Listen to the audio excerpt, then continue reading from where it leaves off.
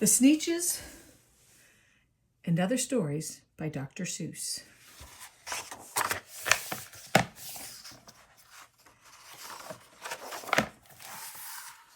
The Sneetches.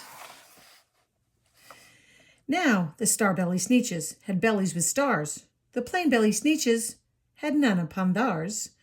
Those stars weren't so big. They were really so small. You might think such a thing wouldn't matter at all. Clearly it does. Look how sad they look.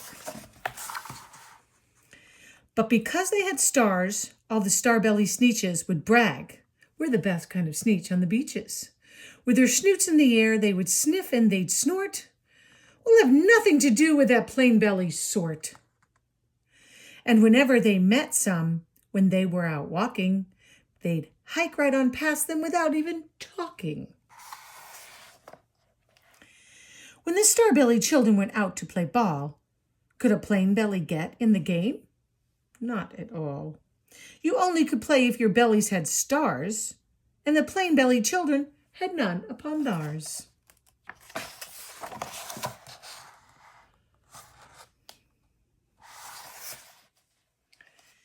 When the star-belly Sneetches had frankfurter roasts, or picnics or parties, or marshmallow toasts, they never invited the plain-belly Sneetches. They left them out cold in the dark of the beaches. They kept them away, never let them come near, and that's how they treated them year after year. I'm a bit sad. Then one day, it seems, while the plain-belly Sneetches were moping and doping along on the beaches, just sitting there wishing their bellies had stars, a stranger zipped up in the strangest of cars. "My friends," he announced in a voice clear and keen, "my name is Sylvester McMonkey McBean. And I've heard of your troubles, I've heard you're unhappy, but I can fix that. I'm the fix-it-up chappie. I've come here to help you, I have what you need, and my prices are low, and I work at great speed. And my work is 100% guaranteed," says Sylvester McMonkey McBean. Then quickly Sylvester McMonkey McBean put together a very peculiar machine, and he said, "You want stars like a star-belly Sneetch?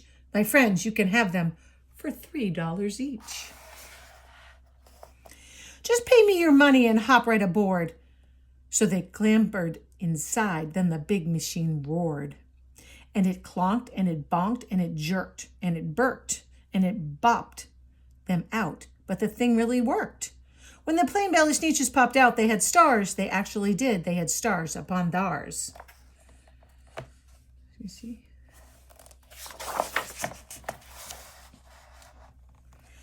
Then they yelled at the ones who had stars at the start. "We're exactly like you. You can't tell us apart. We're all just the same now, you snooty old smarties. And now we can go to your frankfurter parties."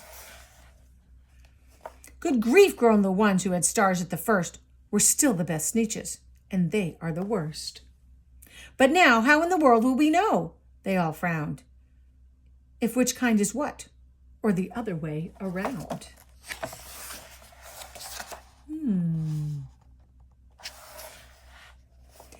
Then up came McBean with a very sly wink, and he said, "Things are not quite as bad as you think. So you don't know who's who, that is perfectly true. But come with me, friends, do you know what I'll do? I'll make you, again, the best Sneetches on the beaches, and all it will cost you is $10 eaches." And we'll be $3 to $10 quite quickly. All his money. "Belly stars are no longer in style," said McBean. "What you need is a trip through my star-off machine. This wondrous contraption will take off your stars, so you won't look like Sneetches who have them on theirs." And that handy machine, working very precisely, removed all the stars from their tummies quite nicely. Then, with snoots in the air, they paraded about, and they opened their beaks, and they let out a shout. "We know who is who. Now there isn't a doubt. The best kind of Sneetches are Sneetches without." Then, of course, those with stars all got frightfully mad. To be wearing a star now was frightfully bad. Then, of course, old Sylvester McMonkey McBean invited them into his star-off machine. Then, of course, from then on, as you probably guess, things really got into a horrible mess.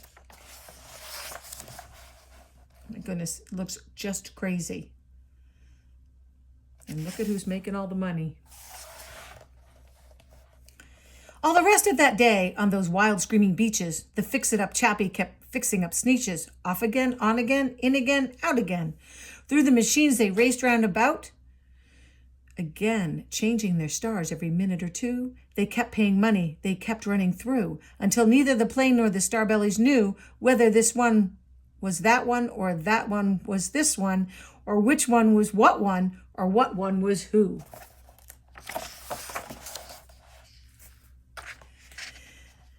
Then, when every last cent of their money was spent, the fix-it-up chappie packed up, and he went.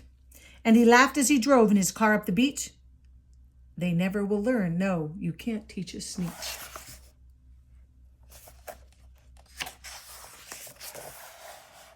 But McBean was quite wrong. I'm quite happy to say that the Sneetches got really quite smart on that day.